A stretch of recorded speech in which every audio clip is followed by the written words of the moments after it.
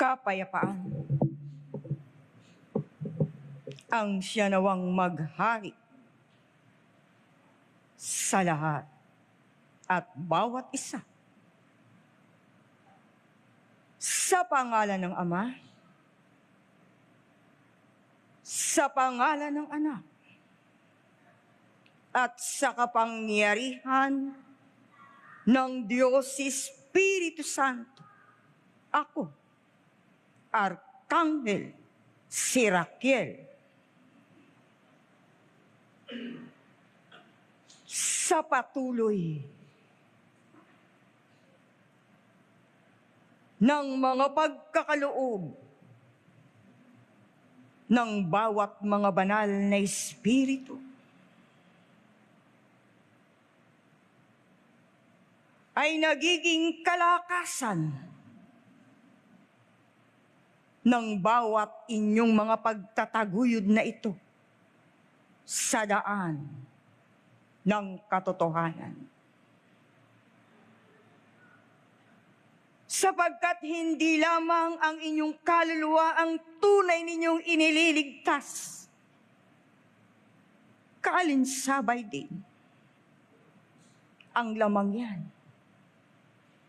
na matumpak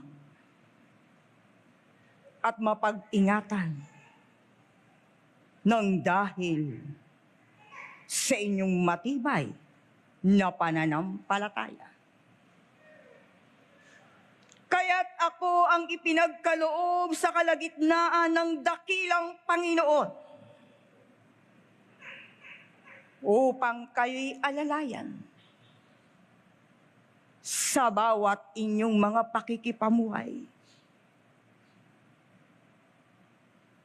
Sapagkat bagamat kayo'y nakikisalamuha sa anumang mayroon ng daigdig na ito na inyong kinabibilangan, subalit walang kasiguraduhan ang bawat nakikipamuhay bilang kayong mga tao. Ano ang mabuti? Manampalataya kayo na mabuti. Sapagkat diyan lamang kayo mapapanatag sa gagawin ninyo na mga pagpapasakop sa loob ng pananampalatayang ito. Sapagkat kahit tulad ninyong mga tao, hindi ninyo maaaring pagtiwalaan pagdating sa mga bagay na naririto sa ibabaw ng lupa.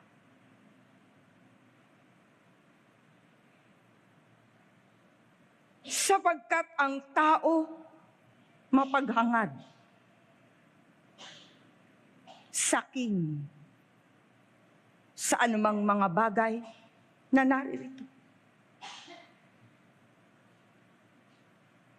Pinapanginuunang salapi. Sinasamba ang salapi ng mga tao. Subalit kayo na mga mananampalataya ay batid ng bawat isa sa inyo na kung ano ang makabubuti para sa inyo, na hindi kayo nakaapak ng inyong kapwa. Subalit ang tao na walang kaunawaan sa pananampalataya, hindi ninyo maaring paghanapan ng tulad ng inyong pinag-aaralan at tinatanggap.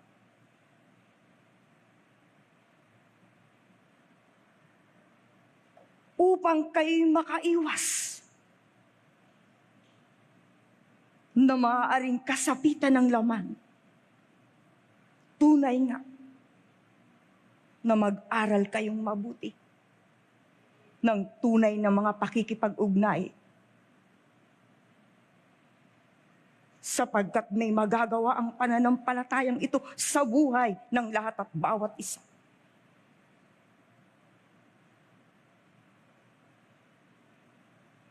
Kung kaya nga't sinasalita ko ang mga bagay na ito sa lahat at bawat isa sa inyo, hanggat ang sa inyo'y namumuno, wala kayong magiging katiyakang mga tao sa tunay na pakikipagsapalaran. Ngayon ay aking ituturo ang mga bagay na ito. Kumuha kayo ng isang panulat upang aking maidirihi ang dapat ninyong tukdin at gawin bilang isang mananampalataya, sapagkat ako'y miminsan lamang na sa inyo'y magkakaloob upang hindi kayo malagay sa anumang alanganing pakikipamuhay sa ibabaw ng lupa. Una, ang pinaka mainam at mabuti, ingatan ninyo ang inyong mga kalusugan. Palakasin ninyo ang inyong mga resistensya.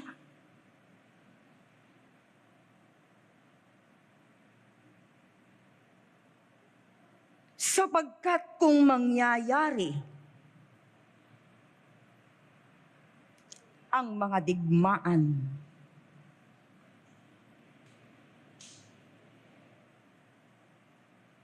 at ang mga pagputok na tinatawag na bomba ay malalanghap ng inyong mga ilong.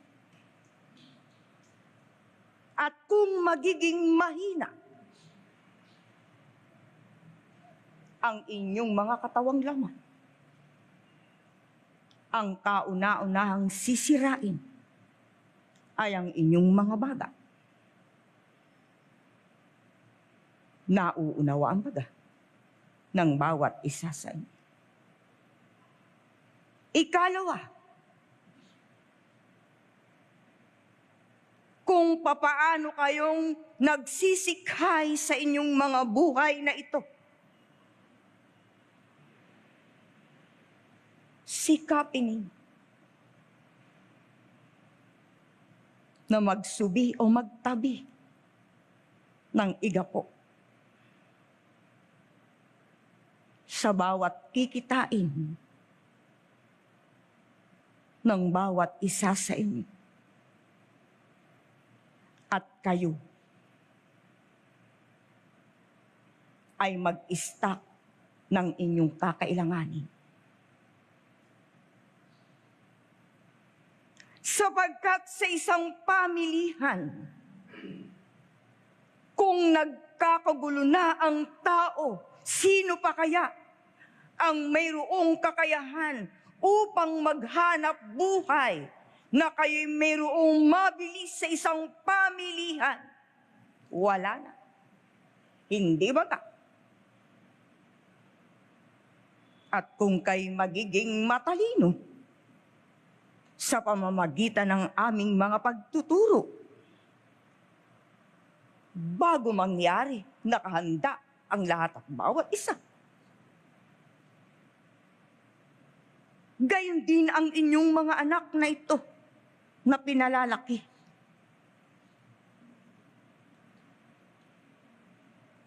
Kinakailangang sila'y mga tutong manampalataya. At kung mayroong mga pagkakataon na sila'y dadako sa loob ng templong ito, ay kanilang matuklasan kung papaanong tunay ngang makipag-ugnay sa amin upang maidirihi ang lahat ng kakailanganin na kayong mga magulang na naririto, mapapanatag ang inyong kalooban kahit hindi ninyo kasama ang inyong mga anak na ito. Hindi baga? Sapagkat iba ang may kapayapaang matatawag na papanatag. Iba rin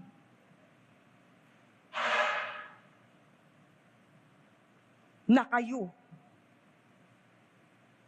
ay magpasako at tumanggap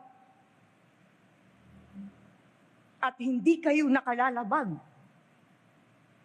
sa pananampalatayang ito, maituturo namin at maididirihi, hindi pa man mangyayari ang mga bagay na ito. Kaya sikapin din ninyo sa inyong sarili na kayo ay mabuksan ang bawat inyong mga fakultad.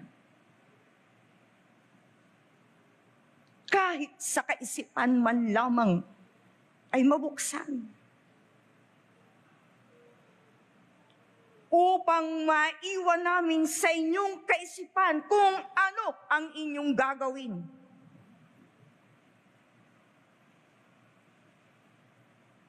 Lalo't higit kayong nakakakita na inyong makikita at masasaksihan ang lahat ng mga bagay. Subalit huwag ninyong ipagkakait ang mga bagay na ito upang ang inyong mga anak, ang inyong mga inlog at mahal sa buhay ay inyong palaalahanan. Hindi lamang kayo ang maligtas sa buhay na ito, kung hindi ang inyong mga mahal sa buhay ay mabigyan ninyo ng mga suwestyon upang sila may makapag-ingat, sapagkat iba ang malalanghap ng tao sa panahon ninyong ito na kinabibilangan, na makasisira sa bawat inyong mga kalusugang ito. Kaya ako'y naparito upang kayo mapag-ingatan, sapagkat ang tao hindi na tumitingin sa anumang kalagayan ng bawat isa kung hindi tumitingin sa mga bagay na ikatataas ng kanilang mga pagkatao, tulad ng mga salapi at karangyaan, ang pagpapayaman, ang kasakiman, ang kapalaluan ng tao. Subalit kayo na naririto sa loob ng pananampalatayang ito, napipigilan ang mga bawat ibig at ginugusto ng inyong mga pagkatao, sapagkat nauunawaan ninyo na masigit na mahalaga ang inyong kaluluwa, na makaganap ang lamang yan sa matuwid na pamamaraan upang huwag managot ang kaisa-isang kaluluwa na mayroon ang lahat at bawat isa. Maaari po bang magpatotoo? Patuloy ka. Kanina po, nakita ko po yung mga liwanag na hindi naman po siya kidlat, pero gumuguhit po na parang ray, parang raya po, pababa. Tapos, nakita ko po ang mukha ng dakilang Panginoon. Tapos nakita ko po siya na binatilyo, na maganda po ang pagkakagawa sa kanyang ulo ng tela na sombrero. Masaya po siya. Tas nakita ko po uli ang mukha niya na may koronang tinik po siya na yung kanya pong mukha ay puro dugo. Tas nakita ko po uli yung kanyang mukha na siya naman po ay yun na nga po yung kasalukuyan po na kanyang anyo na Panginoong Hesukristo po. Ano po kaya sa pag-aaral naming lahat na nandito? Ang nakita mo ay ang kanyang panahon na kung saan siya'y pinutungan ng koronang tinik ng mga tao, ng mga Hudyo. Na ang ibig sabihin, ang lamay daranasin ang iba't ibang uri ng mga pagsubok. Yan ay pagpapakilala. Nauunawan. Naunawaan ko po. Subalit, na sa pamamagitan ng matibay na pananampalataya, ang ibig ng Panginoon, batahin ninyo anumang hirap ang inyong pagdaraanan sa pamamagitan ng lamang yan. Sapagkat dyan lamang kayo higit na susulong ang inyong mabata ang lahat ng mga bagay na naririto sa ibabaw ng lupa. Sapagkat mayroong layunin ang Panginoon kung bakit kayo nalalang sa pamamagitan ng lamang yan na may kalakip na kaluluwa. Nang dahil ang ibig ng Panginoon ay higit na mapasulong ang inyong kaluluwa. At kung matatanggap ang mga hilahil ng buhay na pagdaraanan ng laman, kayo ang makapagpapaangat ng inyong kaluluwa. Kung kayo na may nagbabayad ng inyong mga pagkakautang na pinagdaanan ng inyong buhay, ay dito ninyo higit na natatanggap ang lahat ng mga bagay, ni walang pagtutol ang inyong kalooban kailanman. Maluluwalhati na ganap ang kaisa-isa niyong kaluluwa na muling magbabalik sa kanyang tunay na bayan. Kaya't hindi lamang ang laman ang pinabubuti na ibig ng Panginoon, kung hindi ang inyong kaluluwa na mayroong saguting ganap sa harapan ng dakilang Panginoon. Tagumpay ang isang kaluluwa na kanyang magampanan sa pagiging isang laman ang lahat ng mga bagay, lalo't higit kung kayo makauunawa, makapagpapatawad na sa inyo'y nagkasala at nagkamali, na makapagkalag kayo ng mga bagay, ng mga kabigatan, dala rin ng gawa ninyong mga tao. Sapagkat kung dito kayo'y nakapagbabayad ng utang sa inyong kapwa at natanggap ng lubusan ng inyong mga pagkatao, wala na kayong muling babalikan pa sa ibabaw ng lupa. Hindi na kayo magkakatawang tao. Hindi ba na? Oh.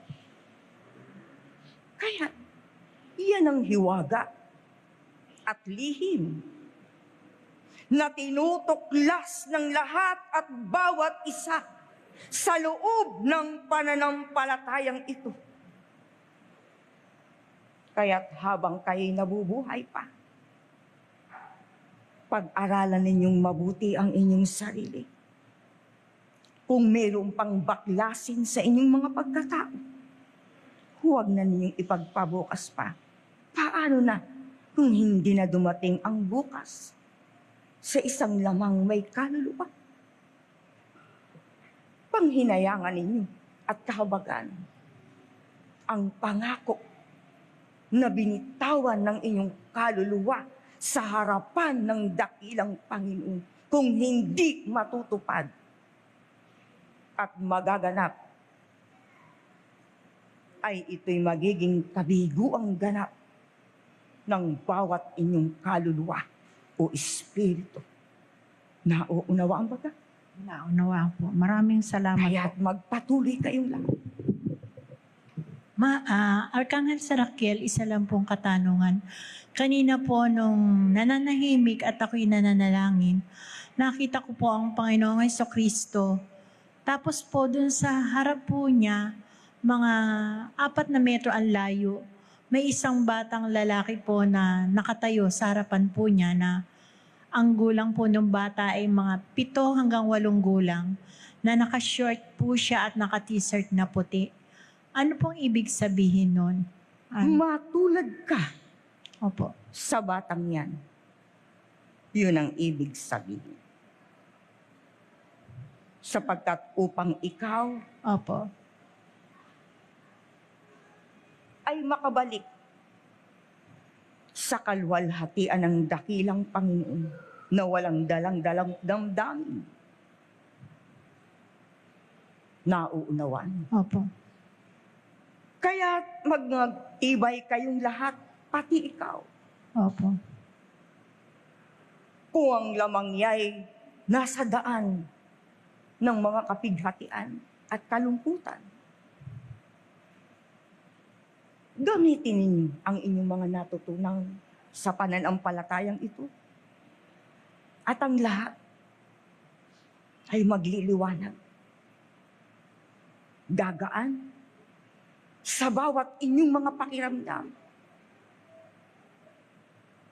Hindi ang inyong kapwa ang maaring makapagbago sa inyo kung hindi kayo ang gaganap ng inyong mga pagbabagong gagawin. Mangangako kayo sa Panginoon sa pamamagitan ng tunay na mga pakikipag-ugnay. Sino ngayon ang tatanggap? At inyong pinangakuan, hindi bagat ang inyong kaluluwa sa pamamagitan ng lamang niya na iagaw ninyo ang inyong sarili doon sa mga bagay na hindi karapat-dapat. Naway matutunan ninyo. Sapagkat kami ay walang sawa na naglilingkod, nagtuturo, nagpapaalaala sa lahat at bawat isa upang huwag managot ang inyong kaluluwa at makabalik sa kanyang tunay na bayan. Maraming salamat po. Na po, nakakita po ako ng isang malusog na bagong silang na sanggol na siya po ay balot na balot at nakamanuso. Ano po ang ibig sabihin? Iyan ay simbolo ng mga pagkakalag na kung saan na ang sanggol ay ipinanganak ng ina sa pagiging isang lamay, walang bahagi ng mga saplot. At ang aking ipapaalala sa iyo,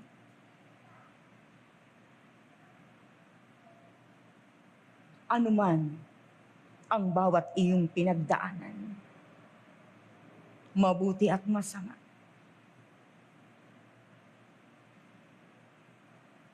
sikapin mo na hubarin ng lahat ng mga bagay na hindi karapat-dapat. Upang walang maging bit-bit at dala-dala ang iyong kaluluwa na siyang makapagpapabigat sa kaluwalhatian. Sapagkat alalahanin mo, maiksi lamang ang buhay ng bawat isa sa inyo. Sapagkat ang magnanakaw kailanman ay hindi kumakatok sa buhay ng tao. Kung kayo'y magbabago, huwag na ninyong ipagpabukas ngayon pa lamang ay inyong gawin. Kung kayo nangangako, huwag niyong sisirain ang mga pangako sa inyong sarili. Sapagkat yan ang magiging sumpa sa inyong kaluluwa o espiritu. Hindi kayo mangangako ng tulad ng kahit tao rin ng inyong kapwa'y kasama. Subalit dito, ang inyong pinangangako ay kami ng mga banal na espiritu. Malaki ang bahagi na magiging pananagutan ng bawat isa sa inyo kung magtatalo-sira ang bawat isa. Kaya't mag-iingat kayo. Kung kayo mangangako, tuparin ng lahat at bawat isa upang huwag magkaroon ng malaking pananagutan ang bawat inyong mga kaluluwa o espiritu. Ingatan mo ang iyong sarili. Sapagkat ikaw mismo ang makararamdam kung bakit ko sinalita ang mga bagay na ito. Opo. Sapagkat ikaw ay may gulang na. Nauunawaan mo. Opo. Maraming salamat. Katotohanan. Patuloy ka. Sa mga nakaraang linggo po, may nakita ko pong tatlong bagay. Ang isa po, agdanan. Sa dulo po nito, may puting liwanag. Ang isa naman po, bato, na kasing laki ng kamo, kulay puti po na nagliliwanag. Ang isa rin po, bato, na kulay pula na nagliliwanag. Ano po bang ibig sabihin ng tatlong bagay na yon? Ang una,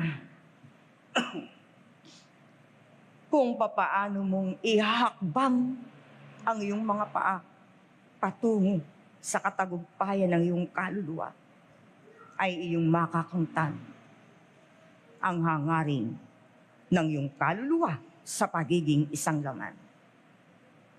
Ang ikalawa, ang mga bato na maaaring pagdaanan mo kung ikaw ay matitisod sa gawa ng iba, hindi ka magtatagumpay. Ang ikatlo, kung pag-aalabin mo ang iyong damdamin sa gawa ng iba, mapuputol ang mga pagkakaloob. Kung bakit ipinakita sa iyo ng Panginoon ang mga bagay na ito, upang isang takdang aralin ng iyong buhay na tinataglay. Kung papaanong may bibigay ng kabuuan ng iyong sarili sa tunay na mga paglilingkod sa pananampalatayang ito. Kinakailangan maging matatag ka at matibay. Huwag kang titingin sa anumang gawa ng iba. Huwag mo ring pakikiramdaman ang mga damdamin ng iba.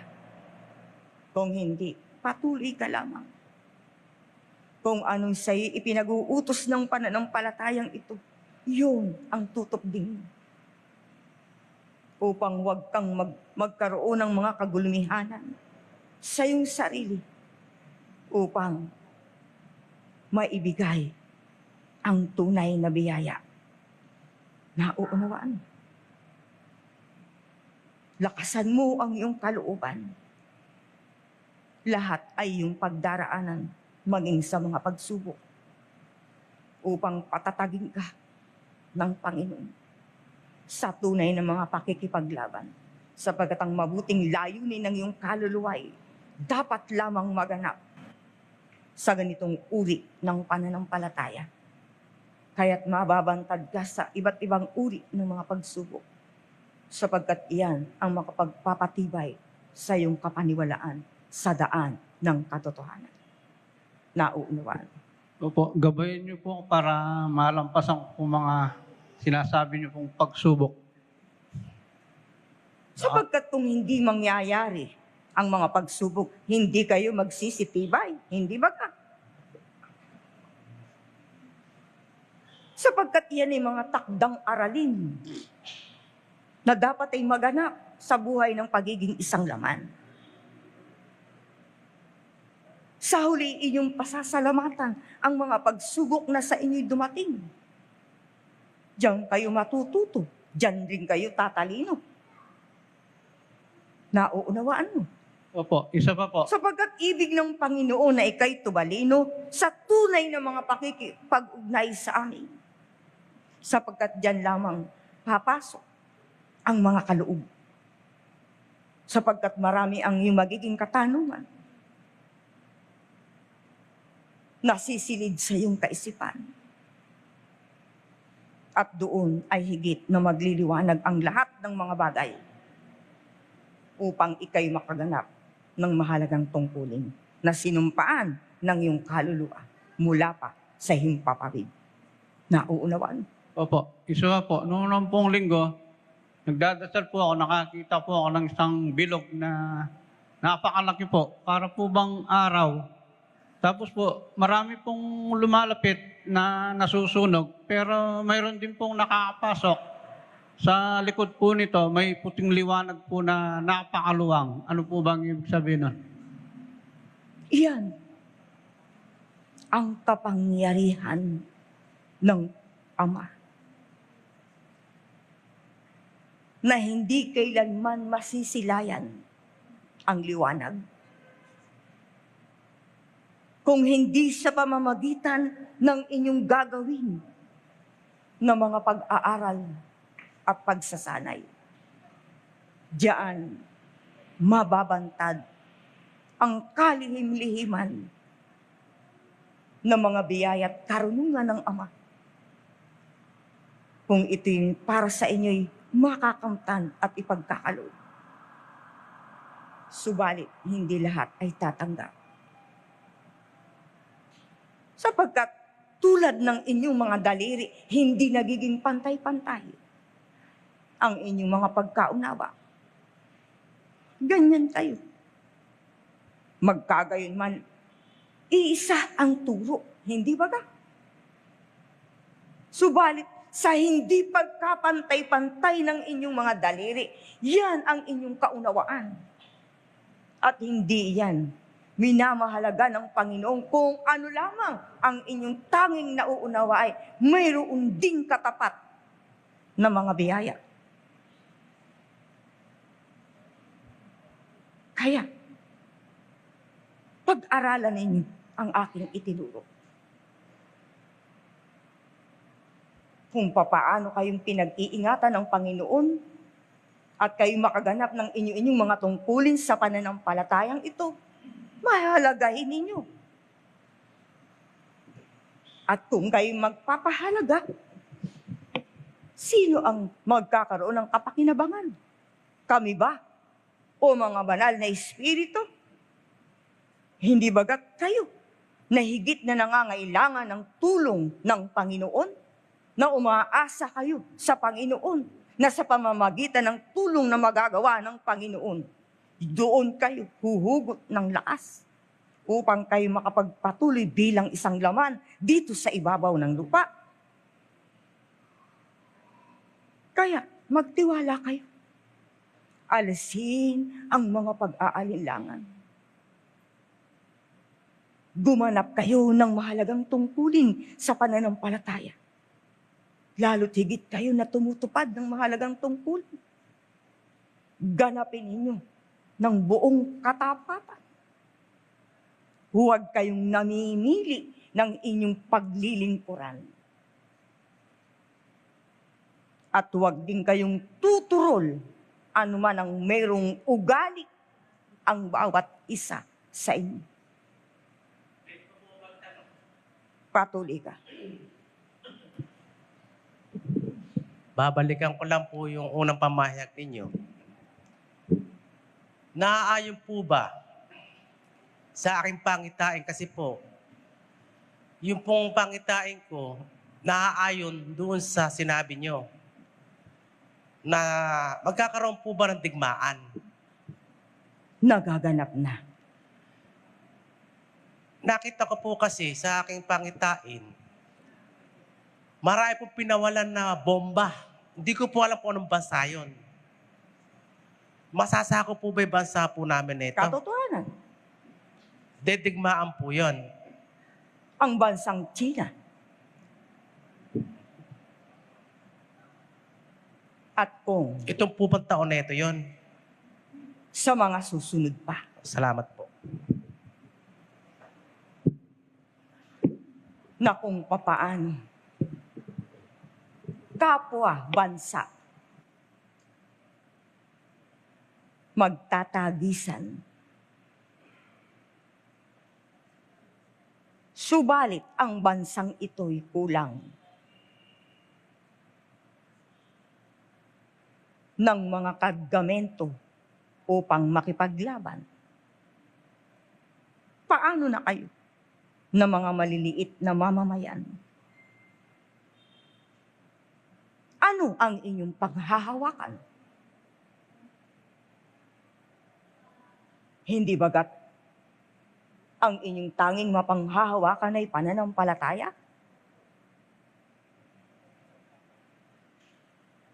Huwag ninyang pag-alinlanganan. Kung sa mataintib na mga dalangin ay uusalin ng inyong mga pagkatao, maaaring humimpil ang mga pagnangalit ng mga ngipin.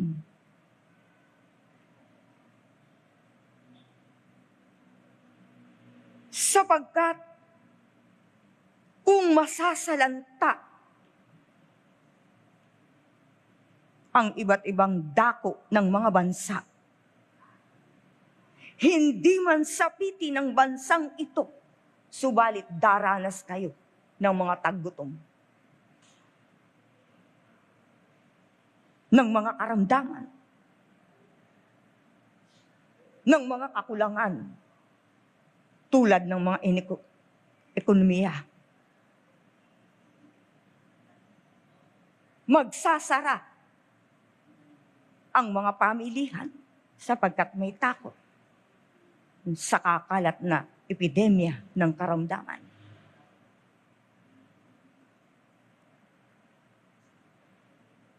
Ako'y nagsasalita sa kalagitnaan ng lahat at bawat isa. Ano ang mabuti? Ang kayo'y tumupad ng mahalagang tungkulin? Matuto kayong dumalangin? Maituro ninyo sa inyong mga anak kung papaanong manalangin? Subalit ang iba sa inyo, hindi pa nakakabisado ang Juan 17. Hindi baga?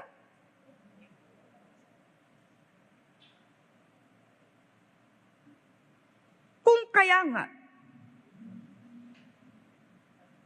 kayong mga magulang na mayroong mga anak,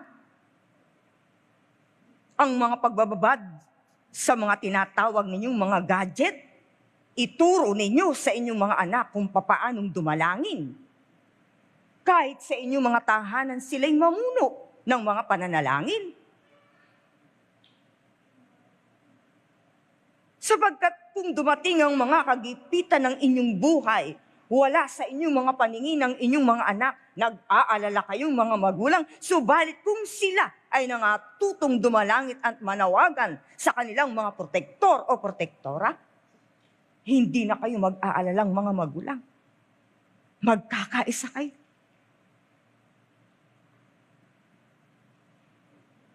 Kaya ngayon pa lamang, alalahanin ninyo ang kaligtasan ninyong mga magulang. Hindi maaring maging kaligtasan ng inyong mga anak kung kulang ang inyong mga anak na hindi ninyo tinuruang mga magulang pananagutan ng lahat at bawat isa. Huwag ninyong ikakatwiran sa akin na ang inyong mga anak ay mayroon ng mga pamilya, anak pa rin ninyo hanggang doon sa dulo ng inyong mga buhay, na kailanman ay hindi ninyo may pagkakaila. Isa na lang pong pagtatanong. Patuloy ka. Noong nagkaisip po ako na espiritista, na ang ipinananalangin po ay ang sesyon espesyal. Sabi din po ng mga banal na espiritu na ang lahat ng espiritista ay ipanalangin ang sesyon espesyal. Yun po ba ay kailangan po namin gawin bilang isang mananampalataya? Sapat na ang kayo'y dumalangin ng Ama namin. Gayon din, dalangin sa unos, Opo. dalangin sa mayroong mga may karamdaman, dalangin doon sa mga yumao. Nauunawaan. Naunawaan ko po. Sa mga anak ko po kasi nasa ulo po nila ang sesyon espesyal. Okay lang po ba na ipatuloy din nila? Ang mahalaga ay matuto sila Opo. na mag-Juan 17. Opo. Opo. Ama namin, papasalamat. Opo. Gayon din ang sa unos, Opo. sa may mga karamdaman, sa Opo. mga yumao. Sapat Alam na po yan. nila yon. Hindi yan pahabaan. Opo. Salamat po. Kahit doon sa pinaglilingkuran mo, nalunduyan. Opo, nagsesesyon espesyal. Maaaring ituro mo ang tama at nararapat Opo. na uunawaan. Opo, makakarating. Sapagkat kung dumarating ang mga karamdaman ng iyong mga kapatid sa dakong yaon at ang mga unos na nagbababala sa inyong kapaligiran at ang mga may karamdaman na iyong mga kapatid na ito ay kung hindi pa sumasapit ang 40 araw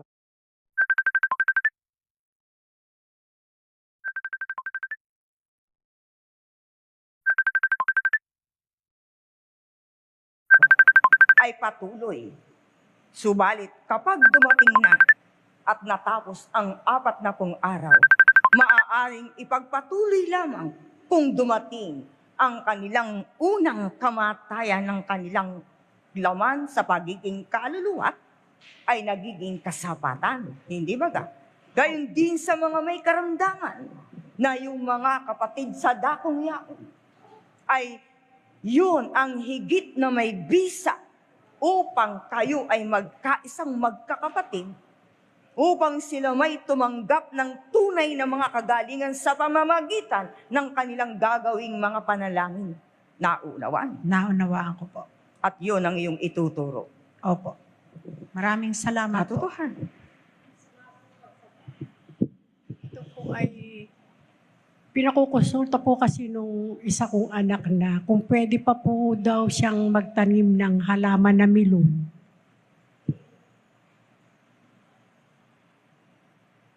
Kung ang ulan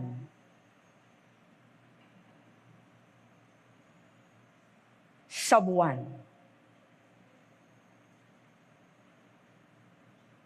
ng Mayo ay hindi magpapatuloy ng lawis, maaari sa panahon na ito. Oo, kasi po, ito pong buwan na ito, magtatanim na siya eh. Katotohanan.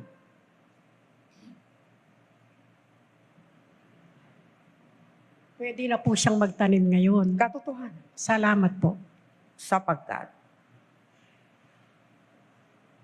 hindi pa naman tag-ulang natatawag. Kung kaya nga, mayroon pa kayong pagkakataon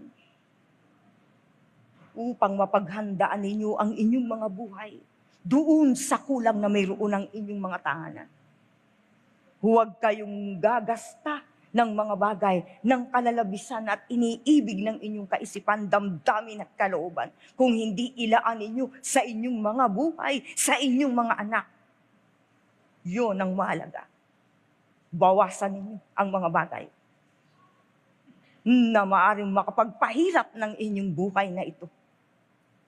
Hindi ito labanan ng salapi na tumataginting, kung hindi daan ito at panahon ng tunay na mga pagpapatalino, sapagkat kayo ay pinili ng Panginoon ng tulad ng hilaw sa bigas at hiniwalay ang mga tulyapis, at kayo ang binhi na maaari na tumubo sa matabang lupa upang pagdating ng panahon na kayo ay magkaroon ng mga bunga, hindi lamang kayo ang makinabang, kung hindi ang lahat at bawat isa.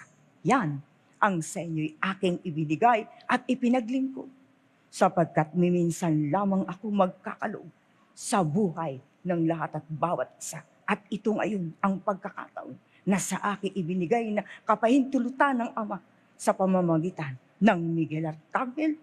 Muli ay maghari ang ganap na kapayapaan ngayon at magpakailanman sa pangalan ng Ama, sa pangalan ng Anak, at sa kapangyarihan ng Diyos Espiritu Santo. Paalam. Ako, Arcangel Serakiel. Amang makapangyarihan, ipahintulot mo